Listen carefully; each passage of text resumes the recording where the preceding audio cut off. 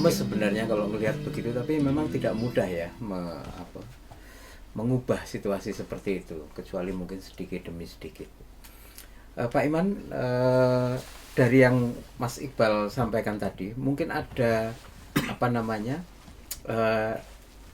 pengaitan terhadap mengenai siapa, karena saya tetap berpikir begini, siapa itu juga mungkin punya sumbangan tertentu terhadap persepsi kita tentang kebenaran. Jadi mungkin dalam batas tertentu itu siapa itu harus kita persepsi bagaimana gitu. Karena kalau kita bicara mengenai agama misalnya di kehidupan kita, itu begitu banyak orang berposisi sebagai sadar atau tidak menempatkan diri pada posisi sebagai otoritas gitu. Seandainya mereka ini bisa membantu kita membawa kepada fokus apa yang benar, bukan dirinya, itu kan asik banget. Tapi apakah hal demikian itu memungkinkan? Sangat memungkinkan. Tetapi kalau dioncek-onceki agak apa gitu. Kita kan bangsa yang senang tiru-tiru. Apapun ditiru. Yang kira-kira disukai ditiru. Nah, akhirnya kita nggak menemukan konsep-konsep yang mapan untuk diri kita sendiri. Salah satu contoh aja yang paling gampang, corona kan hanya kon nganggo masker, jaga jarak sama cuci tangan.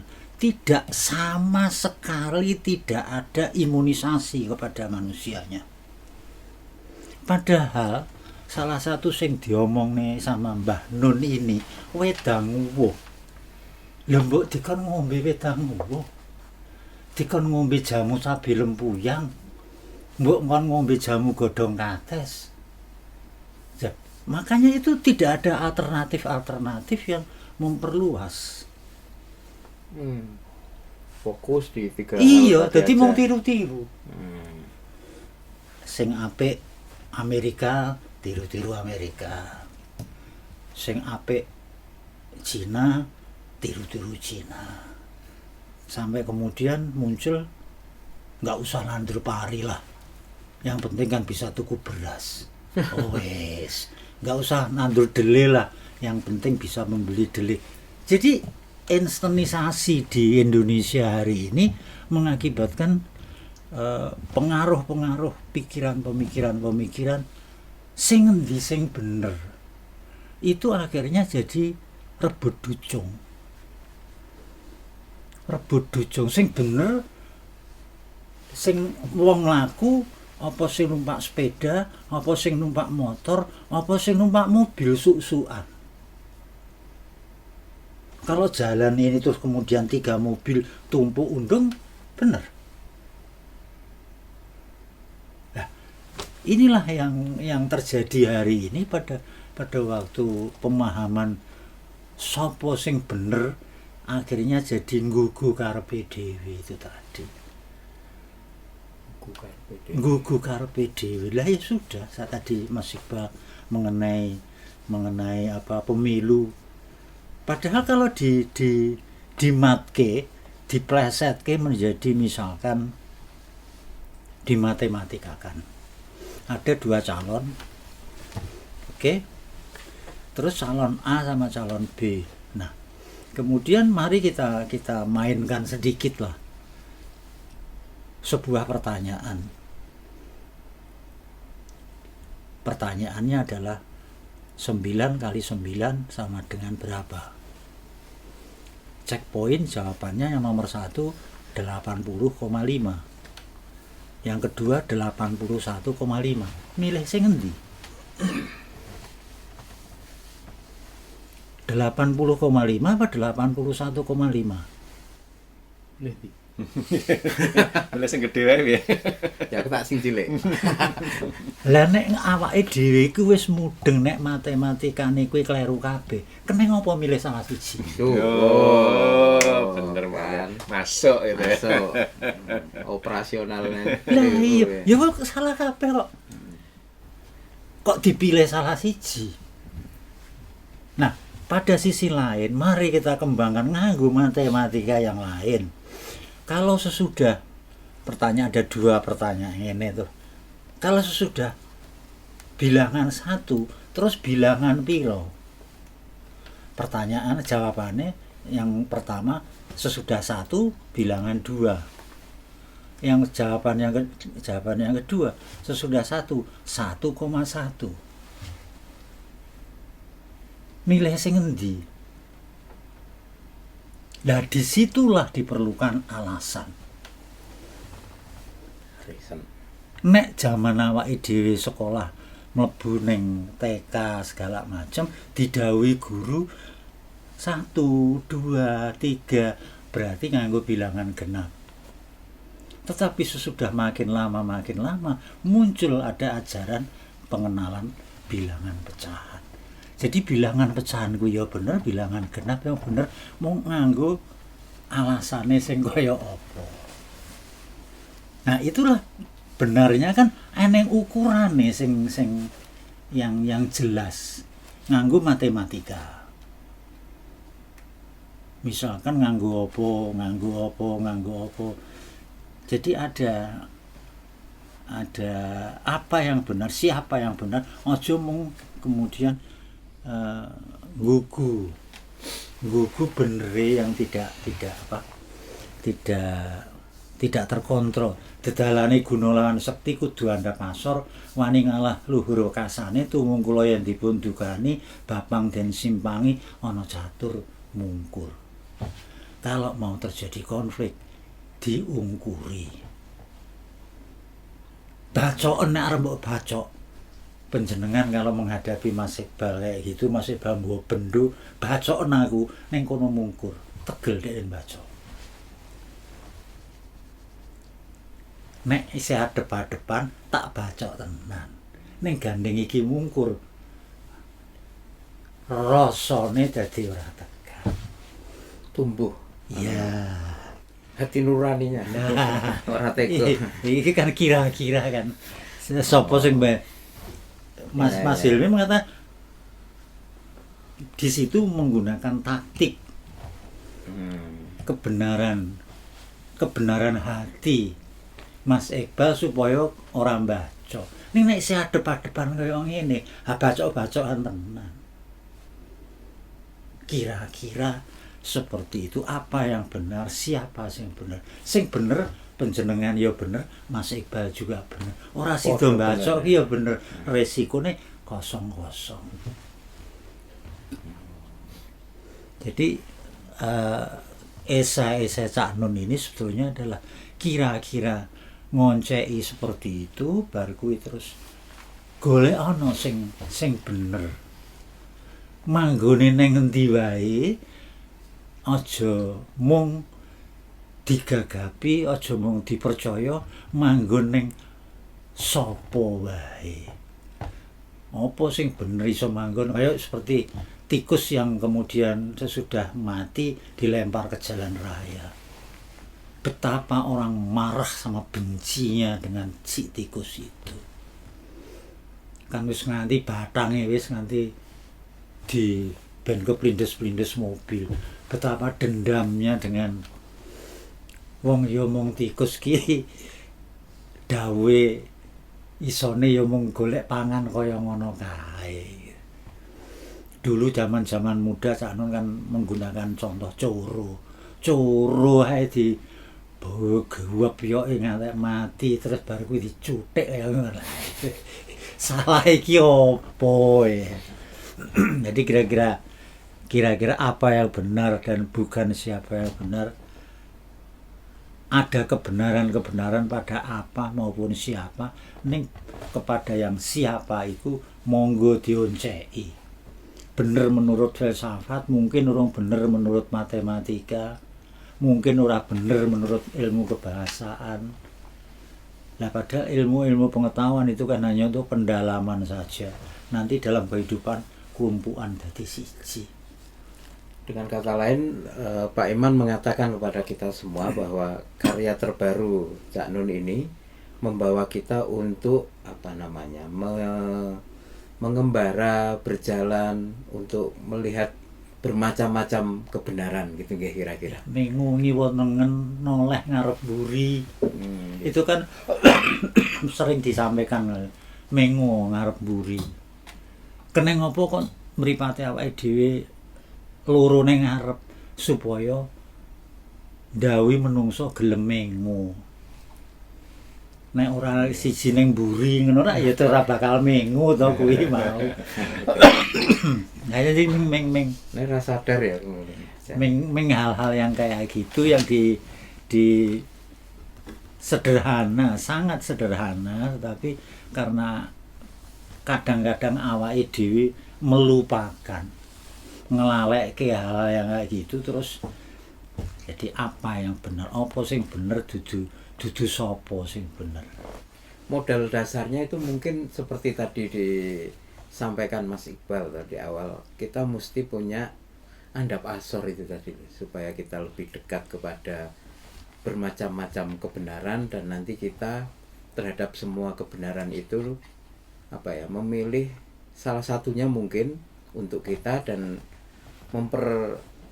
mempergaulkannya di dalam masyarakat itu secara bijaksana gitu ya. Nah, sinau bareng tadi yang Mas Iqbal ceritakan itu juga saya kira berkait erat dengan bagaimana kita itu familiar, akrab dengan macam-macam fenomena, macam-macam hal. Kalau menurut pengalaman Mas Iqbal sendiri dalam sinau bareng itu seperti apa? Apa yang paling Anda peroleh dalam kaitan pendewasaan kita terhadap itu tadi kebenaran di luar yang andap asor tadi? Sebelum masuk ke situ saya kira malah Mas Helmi itu mengingatkan saya. Tadi kan saya agak bingung ya memberikan jawaban. Terus bagaimana agar orang mau membuka diri gitu? Iya. Bagaimana agar mau melek itu caranya Iya, gimana? betul. Sebenarnya justru saya melupakan apa yang ada di hadapan saya. Loh, di sini kan sudah ada. Ketika spiritnya sudah bareng-bareng sinau bareng. Proses namanya bareng itu tidak ada hierarki gitu kan. Patrapnya itu adalah lungguh, nyemak, andap asor, itu patrapnya gitu loh. Jadi kalau apa yang tadi saya contohkan misalnya kasus anak saya yang dinosaurus tadi, itu sebenarnya prinsip andap asor juga kan, ketika ilmu itu bahkan disampaikan dengan dengan satu pemahaman, satu mindset bahwa ini belum tentu benar loh. Itu kan andap asor. Patrap dalam sinau itu ternyata seperti Jadi yang itu. ngono ku enak loh ya. Enak ya. Maksudnya bersikap. Oke, kalau dari pengalaman saya pribadi ya, karena saya belum matang dalam soal itu, cuma belajaran ya, paling gini, saya punya satu tirakat Mas, tirakat kecil. Karena saya tuh anak generasi sosmed itu ya. Apa kuwi? Jadi orang itu kan, ini agak lucu, agak wagu ya teman-teman ya. Jadi kalau misalnya orang itu kalau berdebat di medsos itu kan terus blokir-blokiran.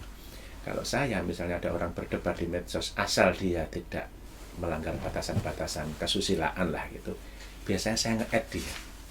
Karena saya membutuhkan itu, membutuhkan sudut pandang lain gitu ya. Dan ketika kita menambah sudut pandang itu, memang batin kita lebih kaya. Ya efeknya adalah kita harus mengalahkan hal yang lain lagi, yaitu apa? Yaitu ilusi kebenaran itu, ego dan sebagainya. Ya kadang-kala harus terima dibully, ya terima wae gitu kan. itu pemaknaan paling dangkal di era sekarang ya. Kalau pemaknaan yang jeru-jeru, beliau aja. Ini ngopi lagi buka. Jadi kita sudah menyusur banyak tentang kebenaran, tentang patrap, tentang andap asor, tentang bahwa kita sebaiknya meluaskan mata kita di dalam memandang supaya tidak sempit dan seterusnya. Tapi ada satu yang belum kita singgung, yaitu tentang bagaimana kita menikmati tulisan Mbah Nun dari sisi kebahasaannya gitu ya. Karena selama ini tentu kita tahu bahwa gaya bahasa Mbah Nun sebagai seorang penulis itu sangat kuat, sangat membuat orang tuh enjoy, enak gitu, sederhana, seakan-akan kita tuh bisa melakukannya untuk menulis tuh, tapi ternyata kan tidak bisa gitu. Nah, Mas Iqbal ini kan seorang mentor penulisan juga dan konon di sastra juga ya. Ya, dia dulu studi di sastra. Saya kira dia punya impresi yang khusus dan mudah-mudahan baru gitu untuk merasakan kenikmatan Anda membaca tulisan Mbah Nun yang terbaru ini itu seperti apa? Gini Mas Helmi, yang pertama harus saya luruskan ya, meskipun saya bengkok tadi ya. diluruskan. Nah, sekarang gini kan mau luruskan harus pakai gini ya. Saya alumni sastra tapi merasa gagal sebagai seorang sarjana sastra. Jadi yang itu anggaplah masa lalu yang kelam gitu. Tapi kalau soal Cak Nun dan katakanlah gaya bertutur beliau gitu ya, bahasa-bahasa beliau, memang ini kalau secara pribadi selalu menjadi salah satu dari embak-embakan saya, benchmark saya lah gitu ya, saya pribadi gitu kan. Selain tentu saja beberapa penulis yang lain. Nah, satu yang paling kuat yang saya rasakan dari cara atau gaya bertutur Cak Nun itu adalah bagaimana beliau itu membahasakan banyak sekali hal rumit itu dengan analogi yang ringan, dengan bahasa rakyat jelata lah gitu, bahasa-bahasa kawulo gitu. Dan saya kira ini sih sangat lekat dengan katakanlah keseharian personalitas beliau kan, kumpulnya juga sama bocah-bocah gitu kan. Makanya bahasa yang selalu disampaikan atau digunakan oleh Cak Nun itu bahasa yang memang paling gampang dipahami oleh kayak kita lah, sudra-sudra pengetahuan kayak kita ini gitu loh. Jadi bagaimana, misalnya saya ambil satu contoh kecil, bagaimana beliau menuliskan tentang hukum alam gitu ya. Itu bukan kok ngomong soal gravitasi atau bagaimana, tapi itu mbok aja munggah gitu loh. Meludah mbok jangan ke atas. Itu saya kutip satu hal kecil. Itu kan sesuatu yang mungkin nggak pernah kita pikirkan gitu ya. Kita kalau ngomong hukum alam itu ya apa, kita selalu membayangkan hal yang berat-berat yang katakanlah ngomong tata surya atau bagaimana. Tapi itu mbok jangan naik karena itu melanggar sunatullah dan sebagainya gitu ya. Nah,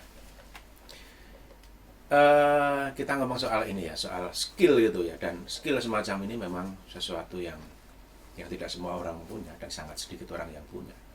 Saya berkali-kali, karena tadi disebut Mas Helmi punya jadi mentor penulis ya. Jangan iklan di sini. Saya berkali-kali ya misalnya mementori teman-teman yang ilmu akademisnya sangat spesifik ya. Misalnya hukum atau finance gitu ya, orang-orang keuangan gitu. Yang paling sulit adalah bagaimana mengajak mereka itu membahasakan bahasa mereka itu dengan, atau menerjemahkan bahasa mereka itu dengan bahasa yang paling publik, paling awam. Satu kuncinya adalah bikinlah analogi. Nah, tapi saya bisa ngomong teori, tapi prakteknya juga nggak bisa. Tapi Cak Nun selalu berhasil ya menyampaikan membuat dengan analogi yang paling gampang gitu ya, tentang coro atau dengan apalah hal-hal yang sangat sehari-hari di sini. Di sini tadi saya juga melihat analogi tentang motor dan helm dan sebagainya. Itu kan sangat khas beliau ya. Baik secara tertulis maupun secara verbal, selalu yang digambarkan adalah hal-hal seperti itu gitu. Nah, kalau terlalu detail nanti saya ngasih spoiler namanya, jadi mending dibaca aja. Gitu ya. Intinya adalah Cak Nun itu membuat jembatan antara sesuatu yang rumit untuk diberikan pemahaman yang maksimal kepada orang-orang yang tidak ingin mendapatkan kerumitan itu, tetapi ingin mendapatkan hal yang terang. Saya mau bilang keterangan kok jelek ya, mendapatkan keterangan itu kan yang mendapatkan keterangan gitu. Dari kegelapan menuju keterangan. Jadi yang sulit kan memang menjembatani itu ya. Sebagaimana kalau orang bilang yang cerdas itu adalah bagaimana bukan orang yang menyampaikan sesuatu yang sederhana dengan dirumit-rumitkan, tapi yang rumit sekali, yang maha rumit disampaikan dengan sesederhana mungkin. Dan saya kira ini adalah salah satu karya Cak Nun yang membuktikan itu. Apalagi memang formatnya itu adalah obrolan antara simbah dan cucu, yang tentu saja seorang simbah tidak ingin menyiksa cucu-cucunya dengan kerumitan-kerumitan. Yang disampaikan juga hal yang simple, enak, dan sangat sehari-hari gitu. Iya. Thank you, Mas Iqbal. Ini kita segera sampai ke bagian terakhir, yaitu kesimpulan. Nah, ini tugas berat karena teman-teman penerbit Bentang meminta saya, tapi karena kita bersama Pak Iman Budi Santoso, nah tugas kesimpulan kita mintakan kepada beliau. Saya bagian kesimpulan yang gampang nanti. Ini host yang tricky namanya. Itu ada dua. Yang pertama mengenai buku ini secara keseluruhan, itu apa sih yang paling, namanya kesimpulan itu kan mencari yang terinti gitu ya mungkin ya. Nah, itu apa yang paling inti. Dan yang kedua adalah karena buku ini banyak tema atau tulisan mengenai kehidupan tentang Jogja, itu kira-kira apa yang berkait dengan refleksi kejogjaan kita, keistimewaan Jogja dan yang sejenis itu. Monggo Romo. Di halaman 93 di penutupnya Mbah Nun menulis, saya menanggapi agak dengan kecewa. Kalian jangan berlagak pilon. Maksud saya, tema yang sederhana itu adalah pokoknya hal-hal yang orang banyak tidak perlu mikir. Juga yang sehari-hari, yang mudah-mudah, yang bukan tema-tema besar. Maksud saya adalah pokoknya jangan tema yang menuntut orang untuk melakukan olah pikir, mengembangkan persepsi, menganalisis, mengimajinasikan simulasi-simulasi, asumsi, hipotesis. Pokoknya ngomong dan nulis orang yang tidak perlu mikir. Kalian tahu, rakyat hidupnya makin susah dan lelah, maka jangan diajak berpikir.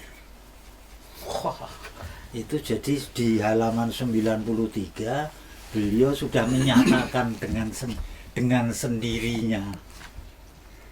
Nah, mengapa demikian? Saya agak jarang-jarang teman-teman yang membuat asumsi atau penilaian-penilaian bahwa Mbah Nun itu orang yang multi. Jadi artinya bal-balan iyo. Mas Iqbal mungkin bal-balan masa kecil. Aku bal-balan masa kecil juga. Namun bal-balan pada masa dewasa. Badminton iso. Waktu itu ke Jarum Kudus badminton sama saya. Main teater iso. Musik mudeng. Sastra mudeng. Agama apa? Islam amat sangat mudeng.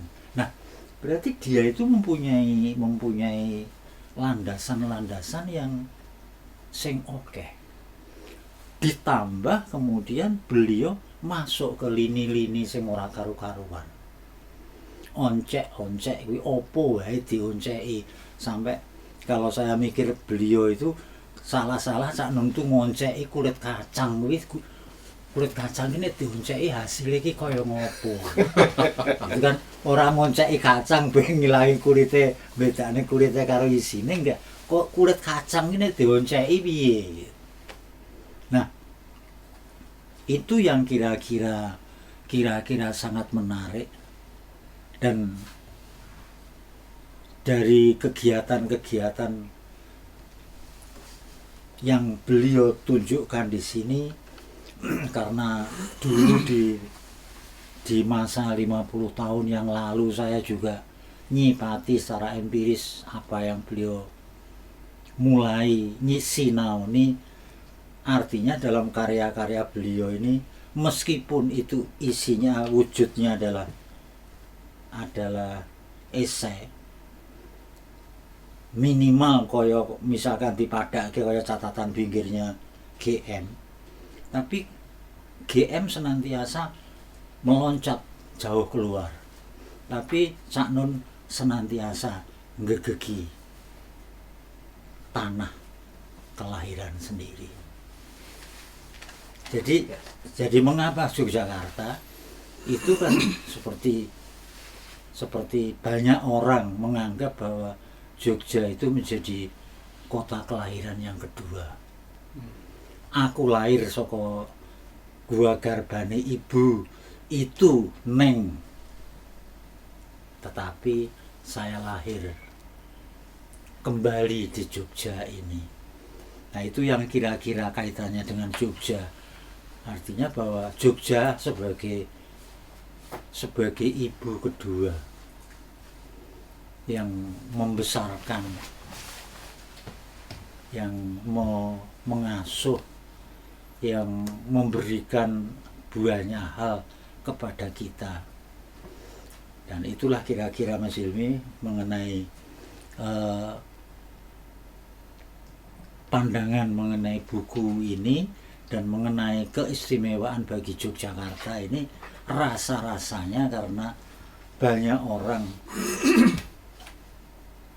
aku lahir kembali di Jogja.